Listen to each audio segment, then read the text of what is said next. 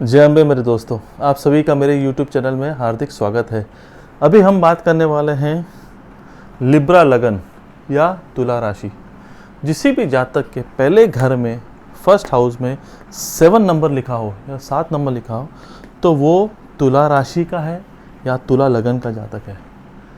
तो जो गोचर अभी वृषभ राशि में जुपिटर का होने वाला है 1 मई 2024 को, वो तुला लगन या तुला राशि के लिए जुपिटर का गोचर वृषभ राशि में 8वें घर में होने वाला है, 8th हाउस। 1 2 3 4 5 6 7 एंड 8। प्लीज़ राशियां नहीं देखें, ये जो नंबर है वो नहीं देखिए। अभी हम कुंडली में जब भी घर काउंट करते हैं तो पहला घर यहाँ से शुरू होता है, 1 2 3 4 5 6 7 एंड 8। 8वें घर में जुपिटर का गोचर हो रहा है। एस्ट्रोलॉजी में ऐसे कहते हैं कि 6 8 12 में जब भी शुभ प्लैनेट के गोचर होते हैं, शुभ प्लैनेट मतलब आपके गुरु हो गए, शुक्र हो गए, चंद्रमा, बुध, इन शुभ प्लैनेट्स के जब भी गोचर होता है तो वो शुभ रिजल्ट्स नहीं देते हैं। Okay, but Jupiter is a planet of knowledge and wisdom, देव गुरु बृहस्पति बोलते हैं उसे, तो वो इतने भी अशुभ रिजल्ट नहीं देते हैं, क्योंकि देवगुरु बृहस्पति जो प्लैनेट है वो बनाया, मतलब वो प्लैनेट खाली शुभ रिजल्ट के लिए ही होता है। अनटिल अनलेस वो किसी भी कुंडली में नीच का हो या अस्त हो जाए, नीच मतलब मकर राशि का हो, तो वो परेशानी देता है लाइफ में। ओके, तो फिर भी तुला लगन के लिए जुपिटर का गोचर 8वें घर में हो रहा है, और तुला लगन के लिए जुपिटर को 2 राशियां जो मिली है, एक है धनु राशि और मीन राशि। ये घर आता है एक तीसरा घर 1 2 3 और एक छठा घर। तो ऑलरेडी आप समझ सकते हो कि जुपिटर को तुला लगन के कुंडली में एक तीसरे घर का मालिक बनाया है, the house of courage, short distance travel, brother sister और डिजीज का Lord. 3rd house, 6th house, 8th house and 12th house ये बैड हाउसेस बोलते हैं, जिसपे 3rd तो उपच्चा घर बोलते हैं। तो इनके जो लॉर्ड होते हैं ना, वो कुंडली में लगन जो मतलब ये जैसे तुला लगन के लिए वो फेवरेबल नहीं होते हैं। तो 3rd हाउस और 6th हाउस का लॉर्ड अगर भी यहाँ पे उम्र में जा रहा है, इस घर को बोलते हैं डेथ, और डेथ मतलब उम्र का घर बोलते हैं, इन लॉस का घर बोलते हैं, और डीप लर्निंग का घर बोलते हैं, डीप डिगिंग, डीप लर्निंग का घर बोलते हैं। तो छठे का स्वामी अगर 12वें में छठे घर का स्वामी अगर 8वें में आता है तो हो सकता है कि कोई जो बीमारी हो, जो छोटी मोटी बीमारी हो, वो अभी आपको परेशान करना शुरू कर दे, क्योंकि द हाउस ऑफ डिजीजेज है। छठा घर मैं बोलता हूँ नौकरी, बीमारी और शत्रुता। नौकरी का भी होता है, किसी नौकरी की वजह से आपको चिंतित होना पड़े, या हो सकता है जहाँ तक कि नौकरी छूट भी सकती है। ओके, लोन आप लेंगे तो आप या तो फिर आप और बड़े लोन में कर्जों में फंसते जाएंगे। ओके, क्योंकि ये शुभ स्थान पे नहीं आया जुपिटर। और पॉलिटिक्स हो जाए आपके ऑफिस नौकरी में, आपको जॉब से निकाला भी जा सकता है। तो आपको इस चीज़ का बहुत ख्याल रखना पड़ेगा, क्योंकि छठे का स्वामी 8वें घर में गोचर कर रहा है, तो ये चीज़ अच्छी नहीं है। ओके, और 3rd हाउस के लिए भी ये फेवरेबल रिजल्ट्स नहीं देगा। अभी हम देखेंगे जुपिटर की जो 3 दृष्टियां है वो कहाँ कहाँ पड़ती है। 1 2 3 4 5 12वें घर में आप देख रहे हो। छठे का स्वामी की 6th हाउस में जो जुपिटर है गोचर, उसकी जो दृष्टि जा रही है 12th हाउस में, तो ये भी चीज़ फेवरेबल नहीं होगी। छठे का स्वामी 8वें घर से दृष्टि डाल रहा है 12वें घर में। देखिए, हो सकता है किसी बीमारी के चलते 12वां घर हाउस ऑफ एक्सपेंसेस है। 12वां घर को हाउस ऑफ एक्सपेंसेस बोलते हैं।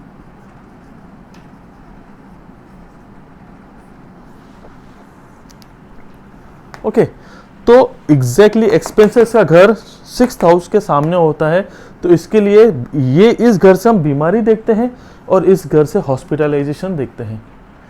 इस घर से हम लोग ये देखते हैं कि आपके एनिमी कैसे बनते हैं, और इस घर से इस सीधा एग्जैक्ट उसका ऑपोजिट इस घर से जेल यात्रा देखते हैं, पागल खाना, asylums, blood pressure, even foreign settlement भी यहाँ से देखे जाते हैं, बट उसके लिए अलग हम लोग प्लैनेट की पोजीशंस देखते हैं।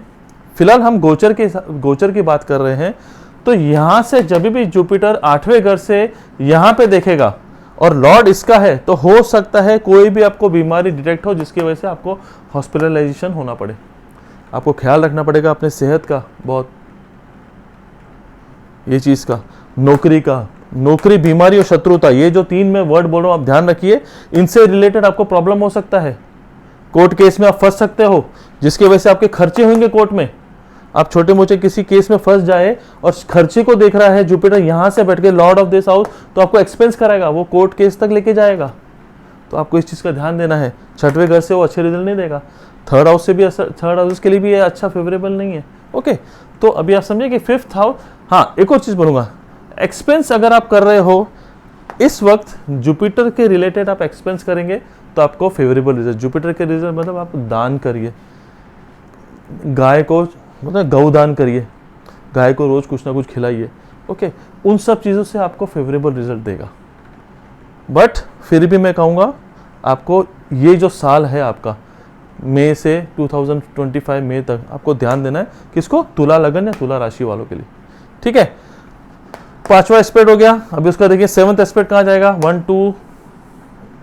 2 3 4 5 6 7 कहाँ जा रहा है। देखिए सब चीज़ें ना ऑटोमेटिक रिलेट करती है। मैं आपको बता दूं कैसे रिलेट करता है, कैसे प्लैनेट्स का गोचर वगैरह रिलेट करता है। ये क्या है आपका मनी इन्वेस्टमेंट, फैमिली, स्पीच।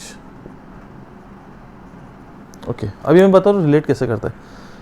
मैंने कहा था 6th हाउस डिजीज का हाउस उम्र में आके बैठा है, उम्र भर की डिजीज। और जुपिटर कौन सी डिजीज डिटेक्ट करता है, जुपिटर से होता है थायराइड, डायबिटीज, ये कॉमन डिजीज है। एनीथिंग रिलेटेड टू पैंक्रियाज और कॉज बाय जुपिटर, इन चीज़ को आपको ध्यान देने का। आपको थायराइड का सिम्टम्स आ सकते हैं, आपको डायबिटीज का सिम्टम्स आ सकता है। ठीक है, अभी देखिए 6th हाउस का लॉर्ड जब 8th हाउस में बैठ के खर्चे को देख रहा है, तो एग्जैक्टली उसके ऑपोजिट क्या है, मनी इन्वेस्टमेंट। आपके इन्वेस्टमेंट्स में वो कमी करेगा। आप रिलेट करिए मेरी चीज़, मैं जो बोल रहा हूँ फिर से मैं रिपीट करता हूँ। अगर आपके किसी चीज़ पे अनवांटेड एक्सपेंस होते हैं तो 100% आपके सेविंग्स में से वो पैसा जा रहा है, आपके इन्वेस्टमेंट से पैसा जा रहा है। ओके, इन्वेस्टमेंट से पैसा जाएगा इंसान का, आपको देखिए आपके कुटुंब वाले हैं उनसे आपको फेवरेबल रिजल्ट नहीं मिलेगा। आपके कुटुंब में छोटे मोटे कलेश हो सकते हैं, उस चीज़ का आपको ध्यान रखना है। और वो चीज़ कैसे रखना है, आपकी स्पीच, क्योंकि ये है धन कुटुंब, हिंदी में बोलते हैं धन कुटुंब और वाणी। लगन से दूसरा घर होता है धन कुटुंब और वाणी। आपके वाणी में कठोरता आ सकती है। ओके, हार्श बोल सकते हैं, जिसकी वजह से आपका ये घर भी फैमिली रिलेशनशिप में भी प्रॉब्लम आ सकता है। अभी देखते हैं हम 1 2 3 4 5 6 7 8 और 9। यहाँ से वो उसका 9th aspect mother, vehicles, property, इसको हिंदी में बोलते हैं माता, गाड़ी और वाहन सुख। इन चीज़ों 3 चीज़ों को हम चौथे घर से देखते हैं। तो जुपिटर गोचर यहाँ पे होता है, तो मैं बोलता हूँ अपनी माता का सेहत का ख्याल रखें। व्हीकल परचेस करने की सोच रहे हैं तो नहीं करिए। ओके, व्हीकल परचेस करने की सोच नहीं करिए, क्योंकि अननेसेसरी वो खर्चे का लॉर्ड है, खर्चे में भी देख रहा है, डिजीज का लॉर्ड है, 8वें घर से देख रहा है, तो नहीं करिए। ओके, और प्रॉपर्टी वगैरह जो भी हो उसमें भी सोच समझ के इन्वेस्टमेंट करिए, क्योंकि ये गोचर तुला लगन या तुला राशि वालों के लिए फेवरेबल नहीं है। तो हो सकता है आपको कोई ऐसी प्रॉपर्टी मिले जो ऑलरेडी डिस्प्यूट में चल रही हो, आपको पता नहीं पड़े। अगर आप प्रॉपर्टी लेने की सोच रहे हो, आपकी डीलिंग होने वाली है, तो प्लीज़ अच्छी तरह उनके पेपर्स वगैरह चेक करके ही लेना। ठीक है, तो मेरे हिसाब से मैं तुला लगन या तुला राशि वालों को जुपिटर का ये गोचर 30 to 40% रिजल्ट में दूंगा, क्योंकि सिंस 30% भी इसके लिए Jupiter is a planet of wisdom knowledge, तो वो हमेशा बेनिफिट का उसका रिजल्ट मोस्टली बेनिफिट होता है। बट सिंस उस तुला लगन के लिए, और तुला लगन किसका, शुक्र का लगन है, तो शुक्र का जो तुला राशि लिब्रा राशि का लॉर्ड शुक्र है वो जुपिटर के साथ थोड़ा फेवरेबल नहीं होता है। तो इसलिए तुला लगन के लिए, तुला राशि के लिए जुपिटर का ये गोचर इतना फेवरेबल मैं नहीं मानूंगा। हर एस्ट्रोलॉजी के अपने अपने स्टडीज़ होते हैं। कोई एस्ट्रोलॉजर को लगता है कि नहीं ये गलत बोल रहा है, ऐसा नहीं, ऐसा होना चाहिए। बट मेरा खुद का एक्सपीरियंस, मेरी खुद की लर्निंग्स ये बोल रही है कि गोचर में, ओके, जब भी गोचर का प्लानेट 6, 8, 12 से गुजरता है वो शुभ रिजल्ट नहीं देता है। तो ठीक है, अगर अभी आप ये वीडियो थोड़ा समझ गए हो, अगर मैंने अच्छी तरह समझाया है आपको, तो प्लीज़ लाइक करिए, कमेंट करिए मेरे वीडियो को, सब्सक्राइब करिए, अपने फ्रेंड्स के साथ शेयर करिए। अगर किसी का भी तुला राशि और तुला लगन हो तो उनको आप बता सकते हैं कि जुपिटर का ये गोचर किस किस जगह पर प्रभाव कर रहा है। ठीक है, तो अभी तुला के बाद मैं वृश्चिक राशि, जिसको स्कॉर्पियो बोलते हैं, उसका वीडियो बनाऊंगा। तो अगर आप, फिर से मैं बोलूँगा, अगर आपको मेरा वीडियो अच्छा लगा हो प्लीज़ लाइक करिए, कमेंट करिए, शेयर करिए और डू सब्सक्राइब माई चैनल। जय अम्बे।